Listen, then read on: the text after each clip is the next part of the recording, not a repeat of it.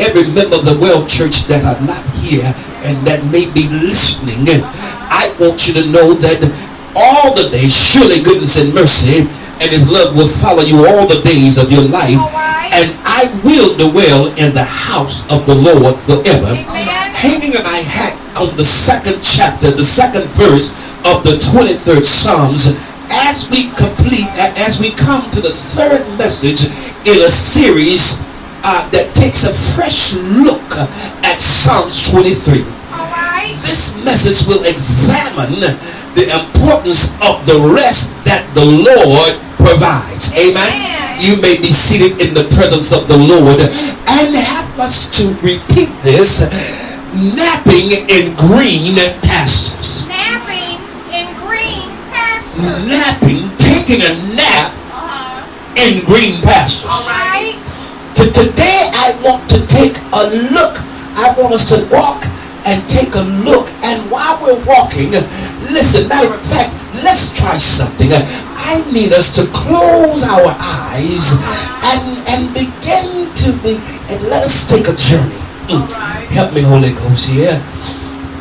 And with your eyes closed, I need you to envision a beautiful lush green meadow with soft grass, and in the middle of the meadow there's a spring that's flowing in the midst of the green pastures.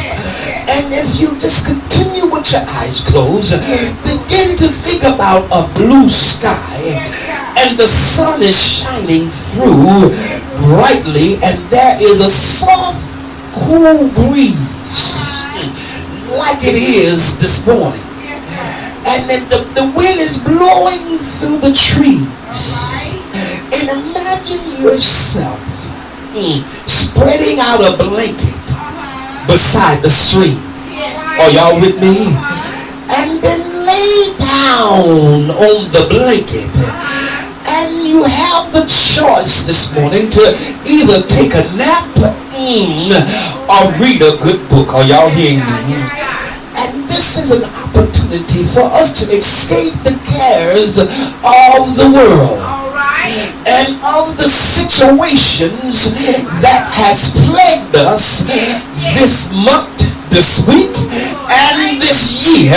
Stay there for a while with the blue skies, and stay there for a while on your blanket in the soft green grass, and realize and receive the comfort in lying on the meadows on the soft grass. And can you feel the breeze on your face? It's blowing softly. Can you begin to feel the peace of the meadow grass and the blue skies, and you're on your blanket chilling, if you will?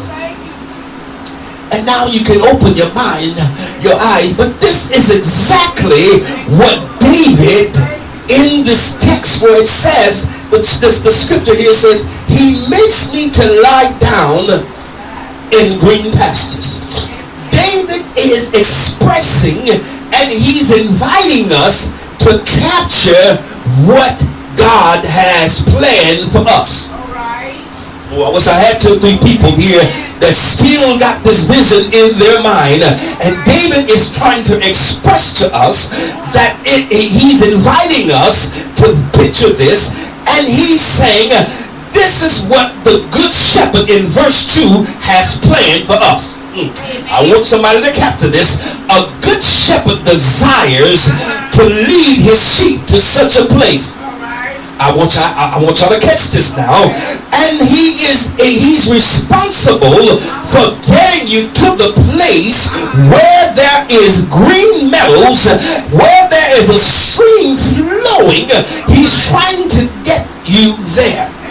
I need us to catch this today, because this message is going to bless you, because we will find out and examine why we have so much hell in our lives. I ain't hear about Sister McDaniel. I'm glad someone is amen, because we have to understand where we are and why we are where we are. Somebody missed it.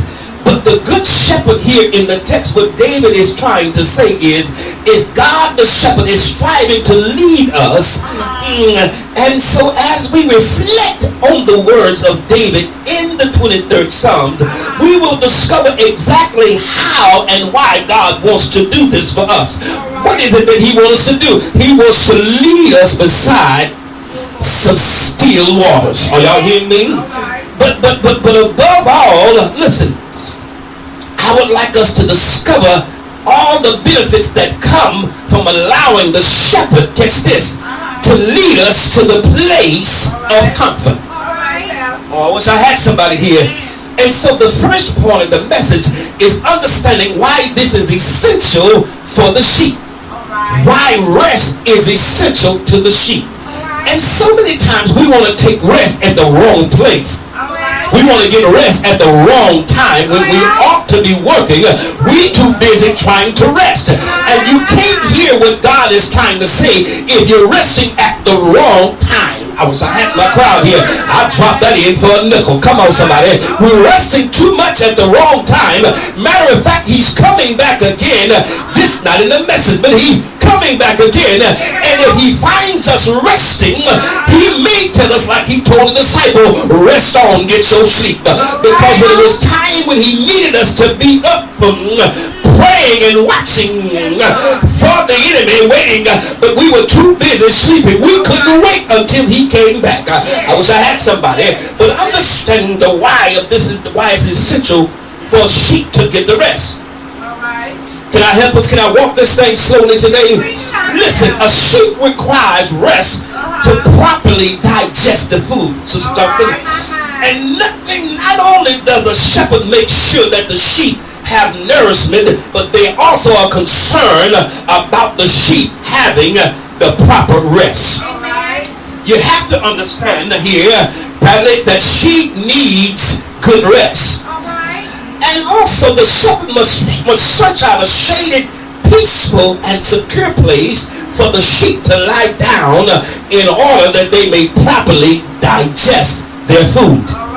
Somebody missed that. He wants to make sure that you have rest, that you can properly digest his word. If you're working and you're too busy, you can't properly digest the word. This is going to bless somebody today. This is going to bless somebody. And the shepherd must search out. In other words, God is searching. He's looking for a place for you to have peace and comfort. I wish I had somebody. But as the sheep lie there during the heat of the day, they are chew on their cud. They thinking. And this is just another example of the shepherd understanding the needs of his sheep.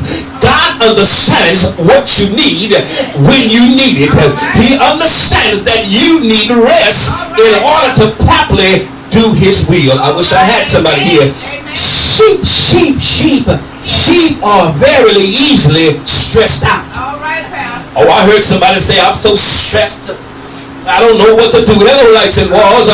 Someone said, I'm so stressed. I don't know if I'm coming or going.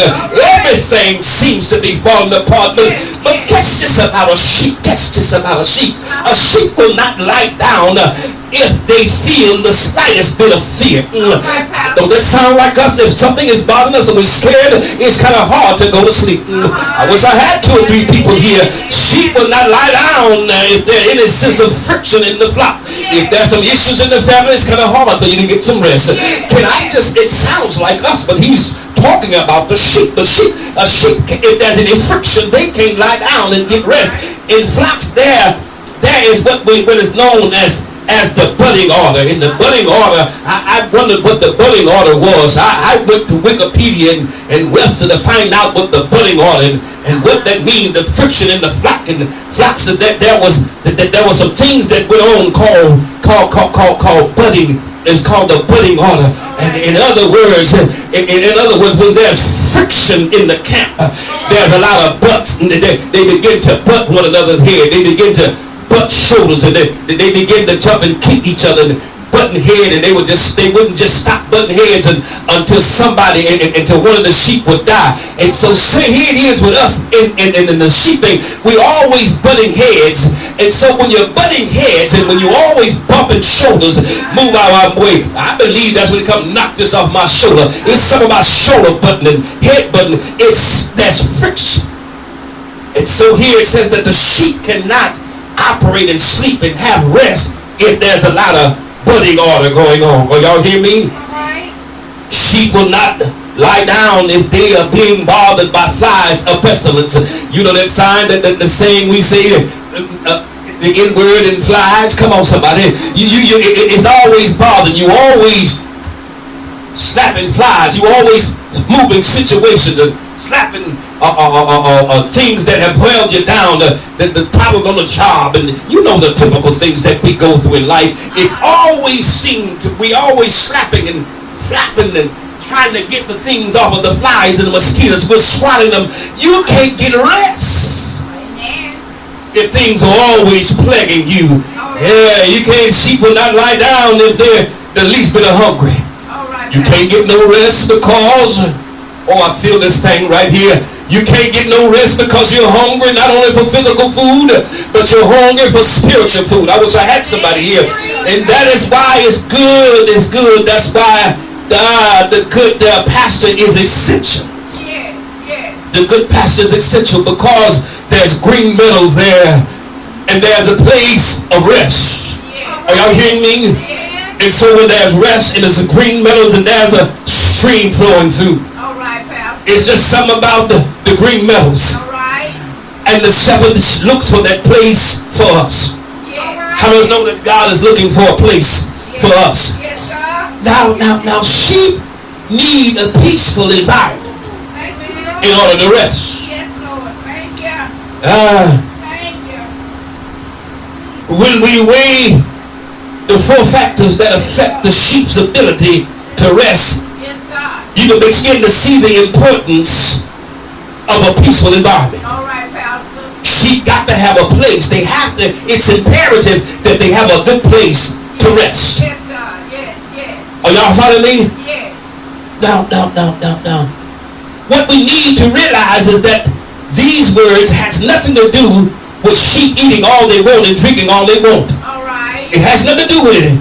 It didn't say nothing about the eating. He said, what 23 says? He makes it lie down in green pastures and he leads me to beside. It has nothing to do about it. Say leading me to green pastures. The Hebrew word for pasture does not necessarily mean a place of grazing. It refers to a lush meadow that is beautiful and peaceful. In order for us to get what we need in a peaceful spirit, in our soul, we need a peaceful place. All right, pal. Make it plain. Somebody got to catch this after a while. And the Hebrew term translated still waters can literally be translated into restful waters. All right. Are y'all following me? Amen. I wish somebody would get this today. Now the focus, can I get flat-footed here? Yes. The focus of both images has to do with a place that are peaceful, that encourages peace and rest. Yes. Yes. David's words are focused on the ideal of the shepherd being diligent and finding his sheep a place where they can truly enjoy a rest that refreshes them. All right. We are creatures of rest. In order to get rest, we have to be refreshed. The shepherd is trying to get us to a place where there is peace. And where there is peace, you can be restored and refreshed. I can't get ahead of myself. Now. Understanding why is essential for us. When we talked about last week is who provides for us. And then we came up, the two says, I shall not want. We understood in the first part of the series, the Lord is my shepherd. Yes. And I shall not want. In other words, I shall not have no lack, right? And so last week's message focused on us and the shepherd coming in and providing no lack in our lives, so that we don't have lack. And so in having the lack, it causes discomfort, disgustion, and frustration. Are y'all following me? And so here he's saying that's why we have the frustration, because it's a possibility we're not going where he's leading us. Oh, I ain't got no more amen there. Maybe you just listen and gather it all in. But life can become so burdensome and quite difficult to navigate. These problems become hard. To like the sheep, we find it difficult to rest when we're going through. I know what I'm talking about. I've been there a time or two that I couldn't get no rest. I couldn't find no place to get any rest because I was burdened down with so many issues that had me down. I couldn't think straight. I couldn't function. I couldn't work. It was hard for me to talk. I began to talk like Boo Boo the Fool. I had somebody here because I didn't know if I was coming or going. And so life will bring on some struggles that will prevent you from following where God is trying to lead us. Somebody say, I'm just trying to nap in green pastures. I'm just trying to nap in some green pastures. And so we all have lost sleep worrying about some situation or another. Come on. Have anybody lost any sleep? Been worrying about some things? I wish I had my problems. I wish I had some problem solvers in here. But as good as you are, nice as you dress, you can't solve all of my problems. I just have to begin to follow the Lord where he's leading me. The truth is that only 4% of what we worry about is within our ability to do something about. But God promises to help us deal with the other 99% of the mess that we can't fix. There's nothing that is beyond God's control. Somebody ought to bless the Lord right there. There's nothing beyond God's control that he can't reach down or go deep down inside and pull you out of it. I wish I had somebody here. You ought to wave your hand if you need to be pulled out of a situation, because nothing is too hard for God. I wish I had somebody. This is exactly why he wants us to find our security and peace in him. Somebody better catch it. That's exactly why he wants us to find our peace in him. Our lives require times of restoration and refreshment. The reason why we so mean sometimes, the reason why we so disgruntled all the time is a possibility that we don't trust, we can't do nothing right. We're not even happy with ourselves. Had a conversation. If you're not happy with yourself, you can't make nobody else happy. I wish I had hello lights and walls. In other words, if you're not getting any peace, then you can't be refreshed. I wish I had somebody here. There are many times when we feel that we can't handle one more thing. Have you ever been there? That you can't handle one more thing? You ever been there? I can't take another thing. If anything else come my way, I'm just gonna buckle. Matter of fact, I'm gonna move to another state. I'm gonna move to another city. I'm gonna disown everybody. I don't want to know nobody. It seems like you just all by yourself. It seems like your life is out of control, and everything you touch, it don't seem to go right. You get the car fixed, and then something break in the house. When the thing you get it fixed was in the house, then the children start tripping. When you get the children fixed, here comes the job issues. When you get the job issues fixed, here come mess at the church. When you get that fixed, the mess at the church, here comes some more mess. Somebody road raging. I wish I had somebody here. You think you got everything together. You have exhausted everything. When you gave all you could give, till you just don't have to give no more. I'm wishing you give till it just hurt. And I just want to let you know, and you don't have nothing left sometime, but to remain healthy and focused, we need those times of restoration and refreshment. I wish I had somebody here.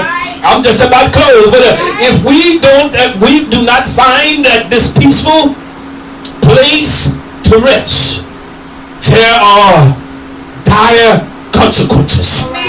If we don't find a place, I wish I had somebody here with me today. We don't find that place of peace. There are some dire consequences. consequences.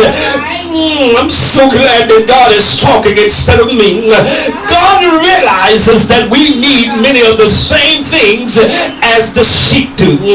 But David here in the text speaks words that let us know that he's not just talking about sheep. You ought to just hear that, David. You ought to touch somebody and say, he ain't just talking about sheep. He's talking about me too. I wish I had somebody here. Yeah, but David drives the point home. I'm trying to get to a close here. But David drives home the point. He drives the point home as he no longer is talking about sheep, Thompson, when he says he restored my soul. He ain't talking about no sheep right there. He drives the point home. He says, he restored my soul. Now, David here in the text, speaking from life experiences, when you have went through and God has blessed you, you ought to be able to have a word about your life experiences. When you went through and God brought you out, that's a life experience. When you didn't know which way to go, that was a life, and he brought you out. That was life experience. I don't know about you, but you may eat every day. There may have been some time that you didn't have money to buy food, but then God come through. He came through every time. You may not have no gas in the car. Can I just talk some personal stuff here? God seems to always come through and give you some gas money. I feel the anointing in this place. Have you ever been so stressed out that all you wanted to do was get in your room and turn the television on? I wish I had my crowd here. You was like an old sheep that has got hurt. You got yourself somewhere in a dark spot. But David here began to tell us God restores your soul. He's talking about some life experiences. And when I am discouraged, when I'm discouraged, he restores my hope. Anybody here been discouraged? Let me stop by to tell you today some good news. God says he'll restore your soul. And when I'm burdened, he offers to carry my load. I'm so glad that he's a load bearer. Somebody said, oh, preacher, say he's a burden bearer. I'm so glad today that Jesus is a burden bearer. Have I got a witness here? And then when I feel all alone, you know, look out above somebody and say, I've been alone sometime, but the Lord always covers me in him with his presence. I had somebody here. When we are overcome with fear, he reassures us and let us know that he will protect us. I'm trying to close right here. But listen, when we feel alone, he covers us with his presence. And when we are overcome with fear, he reassures us that God is promising us that he will not only provide for us. Listen, he will not only provide for you, McDaniel, but what we need, what you need, what your spiritual needs, but he'll provide for your physical needs as well. I know somebody said, I need some physical things. God, can you help me with the physical? Yes, he can. Yes, he can. Yes, he can. Yes, he can. But yes, look, he'll meet all of your needs, including your spiritual self. You ought to touch somebody and say, I need some help for my spiritual self. Have I got a witness here? Every day God wants to provide for us. And he refreshes our souls. And he is the good shepherd. And he will lead us each to a place where we can find all that we need. Let me close here with my last point. Understanding how God makes this happen for us. God often uses the promises that are contained in the words that bring refreshment and restoration. Have we got a witness here? Is there anybody here that realizes what David is saying here? Listen to the words in Psalms 19. He says the law of the Lord is perfect. The law of the Lord is perfect. What God says, he said he will provide my every need. I'm so glad today that he is the perfect God. Have I got a witness right here? David realized, and he says he refreshes my soul. I wish I had my crown right here. Yes, yes. And there he is, a great advocate, Yes, Lord. called the Holy Spirit, All right. whom the Father will send in my name, will teach us all things. Yes, Lord. Have I got a witness here? Yes. And reminds us that you have everything, yes, Yes. that you need in Jesus. Thank you, right? He said, a peace I leave with you, my peace I give you. Uh-huh. Have I got a witness here? Yes. Right. Don't let your hearts be troubled. All right, Pastor. Don't be afraid, for lo, I am with you. God today is willing to restore and refresh our souls. Yes, he often comes in the still of the night. All right. Have he ever came to you when you was troubled in the still of the night?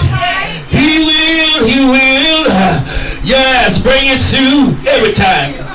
Do you ever wonder if God gets tired of us constantly going? I heard you say this, Bradley. You wonder why I go to God with everything, with little things and big things. And you say, I believe God. It's time to come into him. But let me stop by and tell you today that God, Mary's baby, grandma's walking cane, the same God, yes, that brought water from the rock, the same God that brought us through 40 years in the desert, the same God that gave Sarah, yes, a baby at her old age, the same God that brought us across the Jordan River, the same God that brought us across the Red Sea, the same God gave sight to the blind, the same God that took the Jairus' daughter, the same God that brought Rahab, yes, and saved the family, the same God that brought you out, the same God who lifted you up, the same God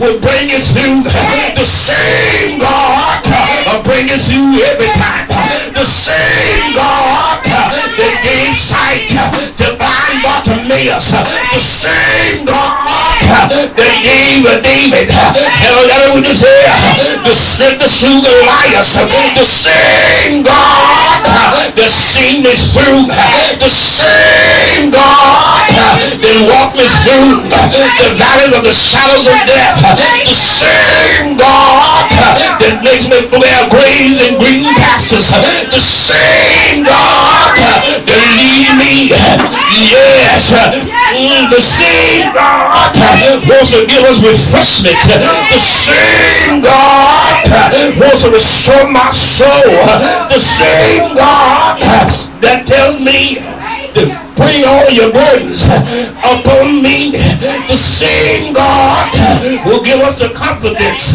to bring us through. The same God, he's the only one that's capable of restoring you. The same God has the ability when the world has beat us up. The same God will bring us through when the world has robbed us of all our joy and our peace and contentment.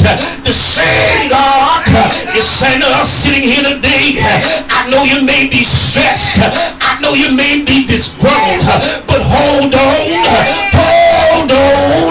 he's refreshing souls today. David uses a pronoun.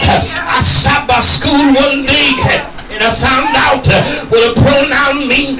In other words,